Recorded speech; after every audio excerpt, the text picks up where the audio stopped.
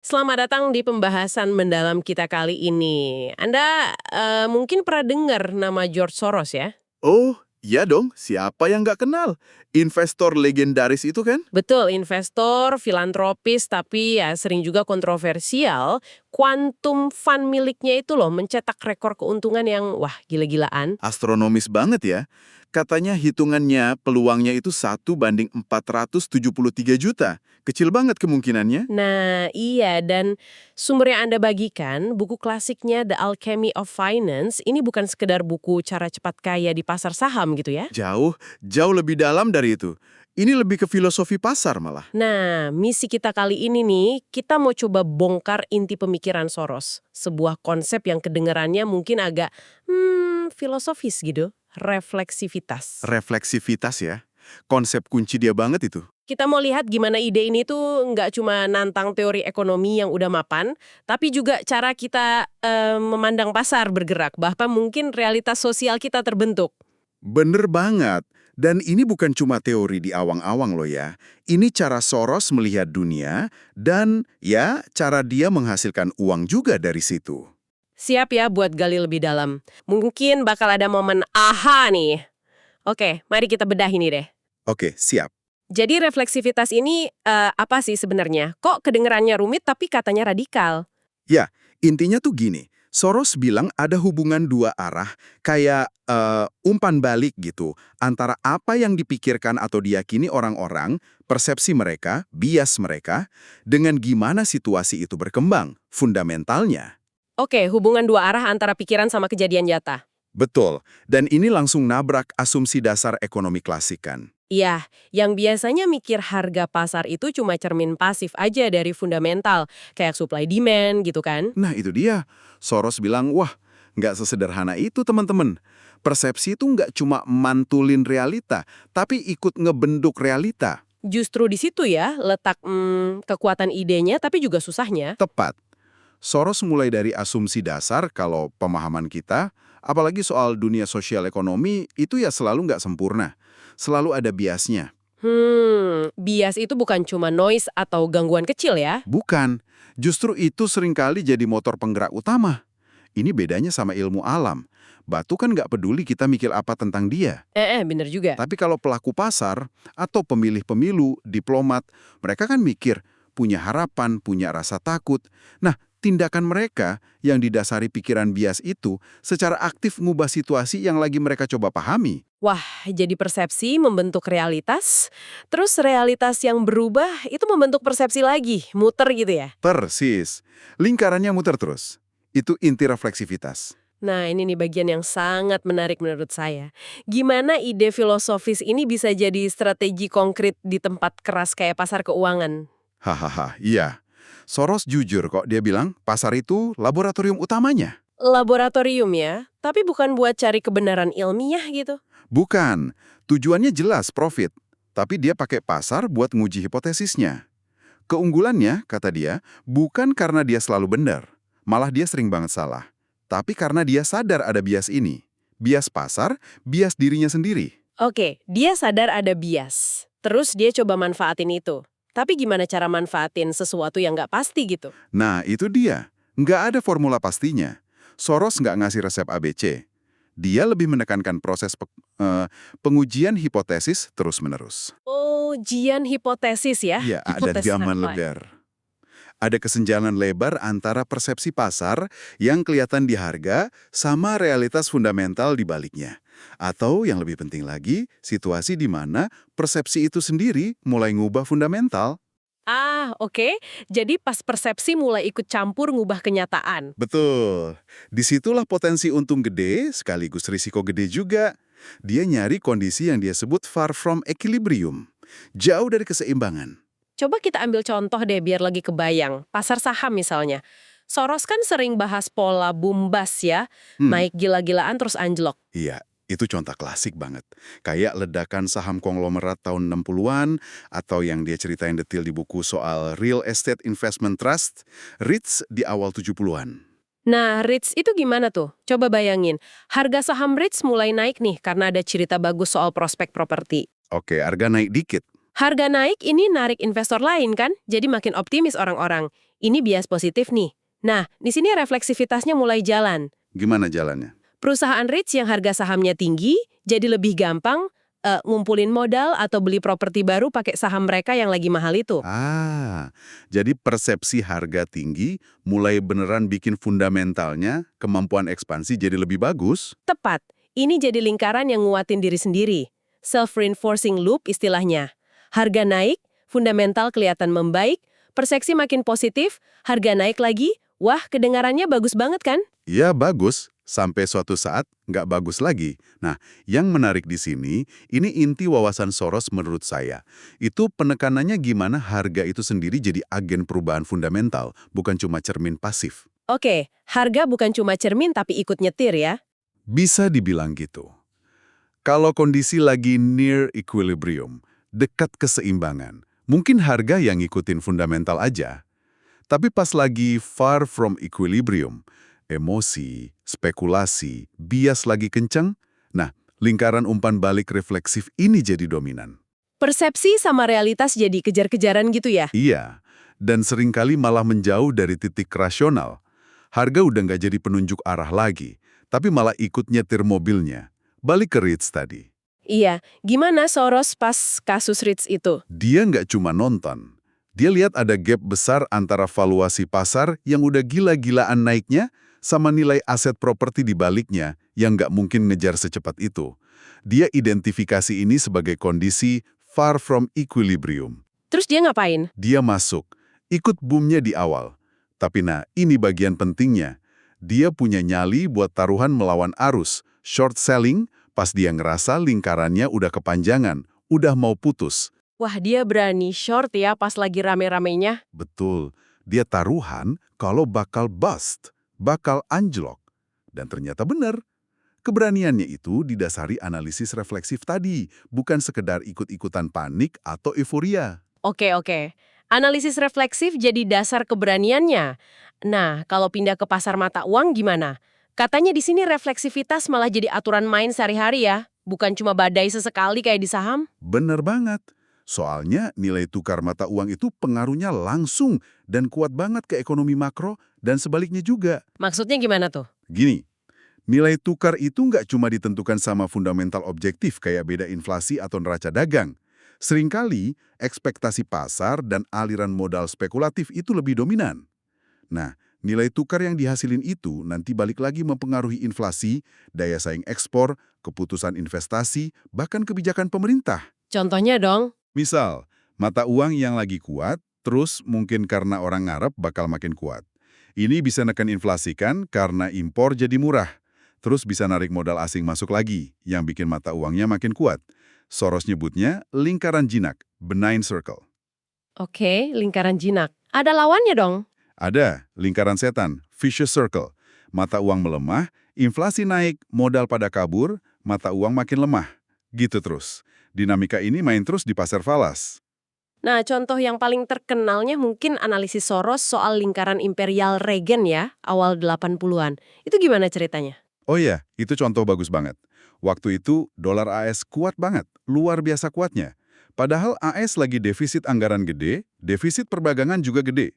Secara teori ekonomi biasa harusnya kan mata uangnya melemah ya kalau defisit. Harusnya gitu. Ini anomali kan? Tapi Soros lihatnya pakai kacamata refleksif. Kebijakan Reaganomics waktu itu unik. The Fed nerapin kebijakan moneter super ketat buat lawan inflasi, jadi suku bunga real tinggi banget. Di sisi lain, kebijakan fiskalnya longgar, potong pajak, belanja militer naik, jadi utang pemerintah nambah. Kombinasi yang agak aneh ya. Terus hubungannya sama dolar kuat. Nah, suku bunga real yang tinggi banget itu, ditambah persepsi kalau Amerika kuat lagi, narik modal global masuk ke AS secara besar-besaran. Banjir modal lah istilahnya. Modal masuk butuh dolar, jadi permintaan dolar naik. Tepat. Permintaan gede ini bikin dolar jadi kuat banget. Nah, penguatan dolar ini seolah-olah membenarkan persepsi awal tadi, jadi narik lebih banyak modal lagi. Itu dia lingkaran refleksifnya. Persepsi Amerika kuat, aliran modal masuk, dolar menguat, validasi persepsi, modal makin banyak masuk. Wah, muter terus nguatin diri sendiri ya. Tapi kayak lingkaran lain, pasti ada batasnya kan? Nggak bisa selamanya gitu. Pasti. Soros lihat ini sebagai ketidakseimbangan yang nggak bakal tahan lama secara fundamental. Dolar yang kelewat kuat itu bikin industri ekspor AS nggak kompetitif. Defisit perdagangan makin parah. Terus, ketergantungan sama modal asing juga bikin rentan kan? Terus gimana akhirnya? Akhirnya, ketidakseimbangan ini udah nggak bisa diabaikan lagi. Pembuat kebijakan di negara-negara industri utama, G5, sadar resikonya. Mereka kumpul, sepakat di Plaza Accord tahun 1985, buat intervensi bareng-bareng, sengaja bikin dolar melemah secara terkoordinasi. Oh, jadi ada intervensi buat memutus lingkaran itu ya? Betul.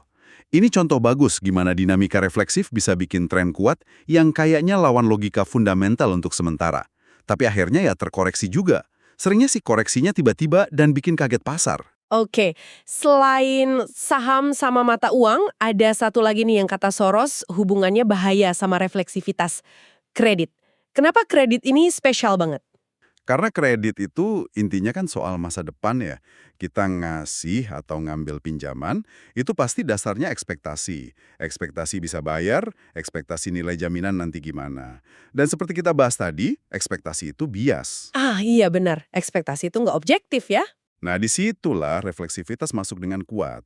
Kalau bank lagi optimis, bias positif, mereka lebih gampang ngasih pinjaman. Pinjaman yang banyak ini bisa bikin ekonomi gerak, mungkin harga aset rumah, saham yang jadi jaminan jadi naik. Nilai jaminan naik. Bank jadi ngerasa lebih aman kan? Akhirnya mereka kasih pinjaman lebih banyak lagi. Itu lingkaran refleksif klasik, di siklus kredit, boom, kredit. Dan bisa kebalikannya juga ya, kalau sentimen berubah jadi pesimis, bust kredit. Persis. Kalau ada pemicu, misal suku bunga naik, ekonomi melambat, atau sekedar sentimen pasar berubah, ekspektasi bisa berbalik jadi pesimis. Bank mulai ngerem kredit. Kredit macet. Ekonomi melambat, harga aset turun.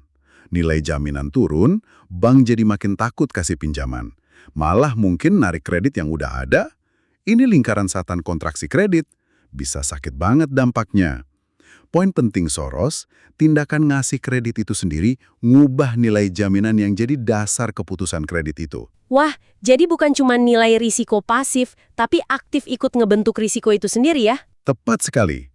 Ini jadi nyambung ke peran regulator dong ya. Kalau pasar sama kredit bisa nggak stabil begini, gimana peran pemerintah atau bank sentral? Soros lihat ada siklusnya juga di sini. Ada banget. Soros ngamatin apa yang bisa kita sebut siklus regulasi. Dan ini juga refleksif terhadap siklus pasar atau kredit tadi. Gimana tuh siklus regulasi? Biasanya gini, ada krisis besar, kerugian di mana-mana. Publik marah. Responsnya, regulasi diperketat habis-habisan. Biar nggak kejadian lagi. Oke, habis krisis, aturan ketat, terus? Nah, tapi waktu berjalan, ingatan soal krisis mulai pudar, ekonomi membaik lagi. Industri keuangan mulai lobi-lobi, minta aturan dilonggarin. Alasannya macam-macam. Biar inovasi jalan, efisien, bisa bersaing. Seringnya, tekanan ini berhasil. Terjadilah deregulasi. Dan deregulasi ini bisa bahaya kalau waktunya nggak pas. Bisa banget. Soros kasih contoh krisis Savings and Loan atau SNL di AS tahun 80-an. Waktu itu, industri SNL ini sebenarnya udah rapuh gara-gara rugi pas suku bunga tinggi sebelumnya. Tapi malah ada deregulasi yang bikin mereka boleh investasi di aset-aset yang lebih berisiko. Padahal mereka lagi rapuh ya. Iya, dan parahnya lagi, simpanan nasabah mereka masih dijamin pemerintah, FDIC. Ini namanya moral hazard. Institusi SNL yang udah di ujung tanduk jadi punya insentif buat judi besar biar selamat, gamble for resurrection. Maksudnya? Mereka pakai dana simpanan nasabah yang dijamin pemerintah itu buat masuk ke investasi properti komersial atau junk bonds yang risikonya tinggi banget. Mikirnya, kalau untung, mereka selamat. Kalau rugi, toh sebagian besar ruginya ditanggung pembayar pajak lewat penjaminan simpanan. Wah, gawat juga ya. Jadi, deregulasi di saat yang salah malah memperparah. Jelas, deregulasi yang diterapkan ke sistem yang rapuh malah jadi bensin buat kebakaran, bukan obat. Ini nunjukin gimana rumit dan bahayanya interaksi antara dinamika pasar, siklus kredit, sama siklus regulasi. Saling terkait dan bisa memperkuat masalah. Oke. Jadi kita udah lihat konsep refleksivitas ini main di pasar saham, mata uang, kredit, bahkan regulasi. Sekarang pertanyaan besarnya, terus apa artinya ini buat Anda, buat kita? Gimana Soros sendiri pakai wawasan ini? Apa ini semacam jurus sakti buat trading? Haha, jauh dari itu. Dan ini bagian yang paling menarik dan jujur dari bukunya menurut saya. Soros itu blak-blakan banget soal keterbatasan teorinya sebagai alat prediksi praktis. Oh ya, dia ngaku gitu? Ngaku banget. Dia bilang, meskipun dia percaya sama konsep refleksivitas, tapi pas prakteknya sehari-hari jadi manajer investasi, dia sering nggak punya hipotesis refleksif yang jelas dan teruji buat tiap transaksi. Loh, terus dia trading berdasarkan apa dong? Seringnya dia ngandelin insting pasar katanya. Atau bahkan rasa sakit fisik. Dia kan terkenal sering sakit punggung kalau posisi investasinya lagi salah arah. Itu jadi sinyal buat dia. Dia ngaku sering salah nebak, arah atau lamanya sebuah proses refleksif itu bakal berlangsung. Jadi suksesnya quantum fund yang luar biasa itu bukan murni hasil penerapan teori refleksivitas secara kaku dong ya? Enggak sepenuhnya. Refleksivitas itu ngasih dia kerangka berpikir, cara pandang yang beda dari pasar pada umumnya. Itu bantu dia ngenalin potensi ketidakseimbangan yang gede. Momen-momen far from equilibrium tadi. Tapi menerjemahkannya jadi keputusan beli jual yang pas waktunya itu beda lagi ya? Beda lagi tantangannya. Dia juga nekenin bedanya antara kemampuan dapat profit di pasar yang bisa datang dari macam-macam ya. Hoki, timing, manajemen risiko, dan ya kadang dari wawasan refleksif, sama kemampuan memprediksi secara akurat kejadian di ekonomi real atau politik. Oh, dia bedain itu, kemampuan cari untung versus kemampuan prediksi. Ya, dia bedain banget. Dia bahkan bilang, rekor prediksinya buat ekonomi real itu suram, agak jelek katanya. Kok bisa gitu padahal dia punya kerangka refleksivitas ini, kenapa masih susah memprediksi? Karena refleksivitas itu sendiri pada intinya masukin elemen ketidakpastian fundamental atau yang Soros sebut indeterminacy ke dalam sistem sosial. Ketidakpastian fundamental. Ya, maksudnya Ya, begitu kita sadar kalau pikiran dan tindakan orang-orang yang bias dan bisa berubah-ubah itu bagian dari sistem yang mau kita pahami, prediksi model lurus-lurus aja kayak di ilmu alam jadi susah banget. Bahkan mungkin nggak mungkin di banyak kasus. jadi lebih gampang jelasin kenapa sesuatu terjadi setelah kejadian daripada nebak apa yang bakal terjadi sebelumnya. Jauh lebih gampang. Terlalu banyak variabel yang saling pengaruh dan bisa tiba-tiba berubah arah. Nggak ketebak. Nah, ada analogi jarum yang tersangkut di alur piringan hitam yang dia pakai. Itu nyambung ke sini. Nyambung banget. Itu analogi dia buat gambarin periode setelah krisis utang internasional tahun 1982. Dia lihat sistem keuangan global waktu itu kayak di ujung tanduk terus. Di ambang krisis besar. Kayak jarum piringan hitam yang loncat ke pinggir. Tapi nggak jatuh-jatuh. Nah, itu dia. Selalu ada intervensi dari bank sentral atau pemerintah. Kayak jari yang dorong jarumnya balik, yang bikin gak jadi jatuh ke jurang resesi global atau krisis sistemik. Jadi kita kayak kejebak di kondisi krisis yang ditunda. Nggak stabil, tapi dikelola biar nggak meledak. Jadi jarumnya loncat-loncat di alur yang sama terus ya, dekat bahaya, ditarik mundur, dekat lagi. Betul, menciptakan iklim ketidakpastian yang kronis. Oke, jadi kalau kita tarik benang merahnya nih dari eksplorasi sumber Anda ini, inti dari The Alchemy of Finance itu kayak pengingat kuat ya kalau pasar keuangan dan sistem sosial pada umumnya itu bukan mesin jam yang jalan rapi teratur. Tepat. Persepsi kita, bias kita, emosi kita, itu bukan cuma noise statistik yang bisa diabaikan. Itu kekuatan aktif yang ikut menciptakan realitas tempat kita hidup lewat proses refleksif ini. Jadi realitas itu nggak sepenuhnya objektif di luar sana ya. Bisa dibilang begitu dalam konteks sosial ekonomi, dan kesadaran ini bahwa kita kepemahaman kalau dinamika sistem sosial itu emang dasarnya kompleks, sering nggak stabil, sering jauh dari keseimbangan, dan penuh kejutan. Bisa positif, bisa negatif. Pandangan yang mungkin nggak terlalu menenangkan ya, tapi lebih realistis mungkin. Mungkin lebih realistis. Dan ini ujungnya munculin pertanyaan penting yang Soros juga ajukan di akhir bukunya. Kalau kita tahu sistem ini dasarnya nggak stabil, dan kita tahu kalau pasar bebas murni atau regulasi super ketat itu sama-sama ada bahayanya, terus gimana kita cari jalan tengahnya? Wah, pertanyaan berat tuh. Dia punya jawaban? Dia nggak nawarin solusi gampang jadi gitu. Dia kasih isyarat perlu reformasi institusi global, dia malah pernah usulin ide semacam bank sentral dunia buat ngatur aliran modal. Tapi dia juga sadar banget paradoksnya. Paradoks apa? Ya ini, bisakah kita, dengan pemahaman kita yang terbatas dan penuh bias ini, ngerancang sistem yang sempurna buat ngelola ketidaksempurnaan kita sendiri? Iya juga ya. Susah itu. Pertanyaan yang menggantung memang. Mungkin nggak ada jawaban finalnya. Tapi pertanyaannya itu sendiri udah penting banget buat direnungkan. Apa implikasinya buat cara Anda baca berita ekonomi, nilai tren pasar, atau bahkan pas Anda coba memahami dinamika kelompok atau perubahan sosial di sekitar Anda? Gimana Anda navigasi dunia di mana persepsi dan realitas itu terus menari bersama? Itu dia, mungkin ya, renungan paling berharga yang bisa kita bawa pulang dari pembahasan mendalam kita kali ini. Sesuatu untuk Anda pikirkan lebih lanjut.